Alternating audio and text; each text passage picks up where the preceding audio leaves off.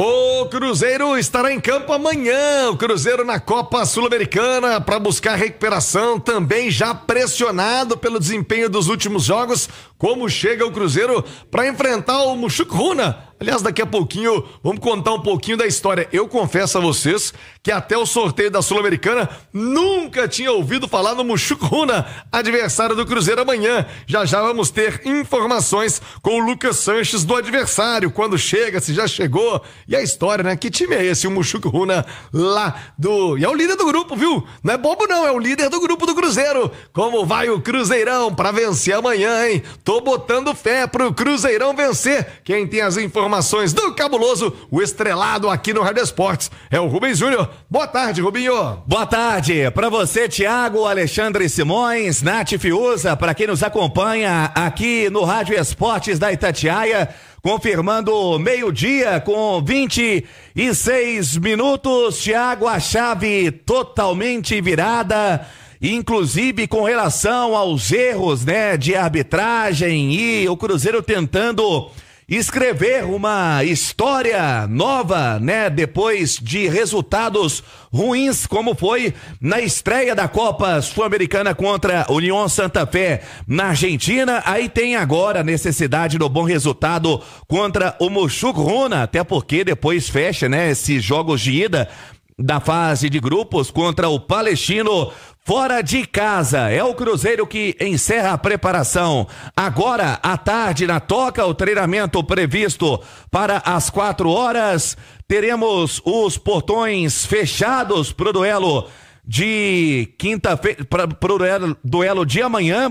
E Thiago Reis, a gente fala sobre a montagem do time, muito pouco tempo de preparação aí pro técnico Leonardo Jardim, a reapresentação que aconteceu ontem na Toca da Raposa, ainda no período da manhã, e a gente destacava na manchete sobre ele pela primeira vez, tendo praticamente todos os jogadores à sua disposição. É lógico que alguns em processo de transição do departamento médico, a gente cita aí o próprio Dineno, né, que vem se recuperando muito bem na Toca, também o Japa iniciando o trabalho físico, né, pro trabalho técnico, mas dos jogadores que ele estava contando neste período de intertemporada, agora o Matheus Pereira integrado 100% ao grupo do Cruzeiro, e tendo o Thiago Reis algumas indefinições e também ele podendo mudar mais uma vez a escalação.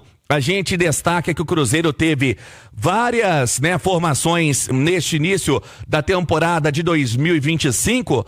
Para se ter uma ideia, Nação Azul, o time foi repetido apenas em uma oportunidade. Ainda quando teve o técnico Fernando Diniz no comando, teve uma escalação contra o Itabirito e depois contra o Atlético, depois mudança atrás de mudança, e por mais que o técnico do Cruzeiro atualmente pensa em fazer um rodízio, alternar os jogadores que ele tem à disposição, pensando muito também na parte física, a gente vem destacando aí nos últimos dias sobre a maratona de jogos que vem enfrentando o Cruzeiro. Serão 8 partidas no mês de abril, mas no momento, Thiago, repetir a formação é algo ideal para o entrosamento. Isso ele não vai conseguir com relação ao time que esteve em campo contra o Internacional, porque o Matheus Pereira volta ao time, muito provavelmente na vaga do Wanderson, que vem tendo boas atuações. No meio campo, Thiago,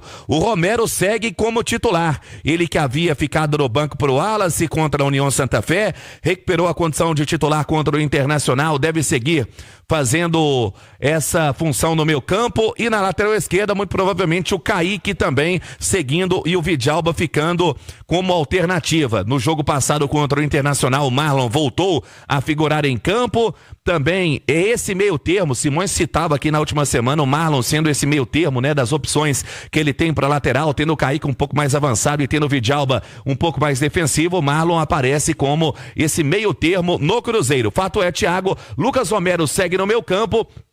E tem um garoto que vem trabalhando muito bem na Toca da Raposa, que é o Murilo Hickman, de 18 anos. Esse primeiro volante é mais uma alternativa para o técnico do Cruzeiro. Lembrando ele que tenta ainda encaixar esse esquema tático. E amanhã teremos a necessidade do bom resultado, viu, Thiago? Esse Murilo Hickman tá cheio de moral, né? Nasceu em 2006.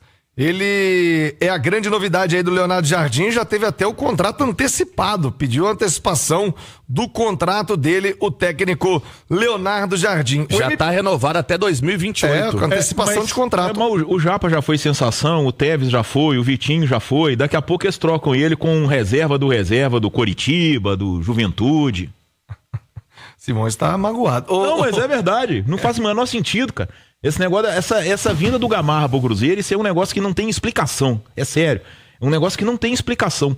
E a gente acabou de falar do Romulo, a mesma coisa vale pro Cruzeiro, cara. A mesma coisa vale pro Cruzeiro. Por que o Vitinho tá no Goiás? Por que o Tevez tá no Atlético do Paraná? Tinha que estar aqui, aproveitando que tem jogador de qualidade, Pedrão, treinador bom, o Pedrão, exato. Entendeu? Tinha que estar aqui, aproveitando que tem jogador bom e treinador bom pra poder crescer, pra poder, né, pegar cancha, mas não, tá emprestado pra time que... Aliás, o Nath Fiuza, Rubens Júnior, Simões e ouvintes, o Pedro Lourenço concedeu uma entrevista ontem aos colegas de O Tempo Esportes, e ele abriu a caixa de ferramenta, viu, Rubens Júnior?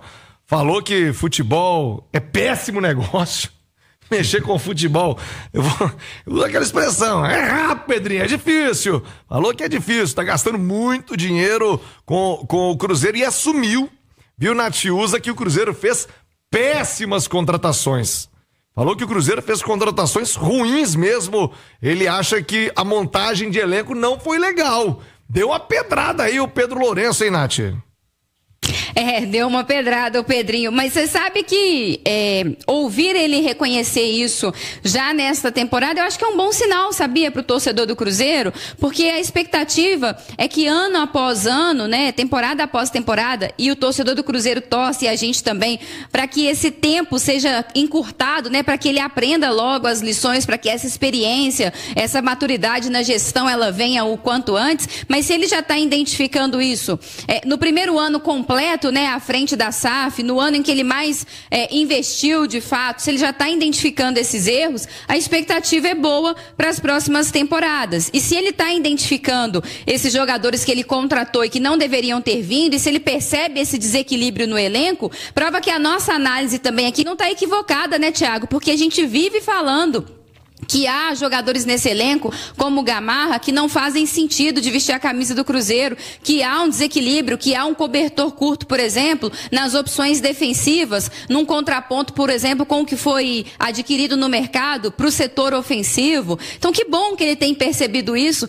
Tem um outro trecho da entrevista também que ele fala assim, que com o tempo ele percebeu que às vezes ele foi meio afobado, né? Aquela vontade de jogar no mercado, eu quero, vou comprar, e que às vezes você precisa pensar melhor, às vezes você tem que analisar melhor, pensar inclusive se aquilo cabe no seu elenco, a longo prazo, como que aquele jogador pode se desenvolver. Eu achei isso interessante também. Talvez essa ansiedade dele, né, em contratar, em ter, parte muito ainda de um aspecto torcedor, e essa maturidade vai vir com o tempo, e dele falar também da cobrança em cima do Alexandre Matos, que é o homem forte do departamento de futebol e que tem que ser cobrado, porque é ele que de alguma forma está gerindo esse dinheiro, está identificando as contratações, está fazendo essa contratação, e se o elenco está desequilibrado e o Pedrinho percebeu esse desequilíbrio, a conta tem que ser dividida também com o Alexandre Matos. A palavra foi forte, viu, Simões? Eu acho assim, Thiago, que o futebol não é uma ciência exata, né? Eu sempre falo isso aqui. Eu acho que assim, o futebol ele permite o direito de errar. Por exemplo, o Wallace, né? O Wallace não tá rendendo, mas o Wallace é um jogador que qualquer um contrataria. E tava bem, né? Sim, não vem aquele refúgio exato. Cansado então, da Europa, não. A gente não pode considerar a contratação do Wallace, por mais que ele não esteja rendendo, um erro. O Flamengo queria, o Palmeiras queria. Agora, quando você tem na sua base jogadores como o Japa, como o Joseph, que estão pedindo espaço, e você vai no Paraguai e busca o Peralta, né? Aí você tá sendo muito Peralta pra poder fazer um negócio desse, entendeu? Quando você vai no Atlético do Paraná e troca o Tevez pelo Gamarra, é uma coisa que não tem explicação, sabe? Então, precisando de homem de lado de campo, inclusive. Né? Exato. Então, são essas situações. Eu acho que existem erros e erros. O Wallace, um erro? O Wallace, eu não considero um erro.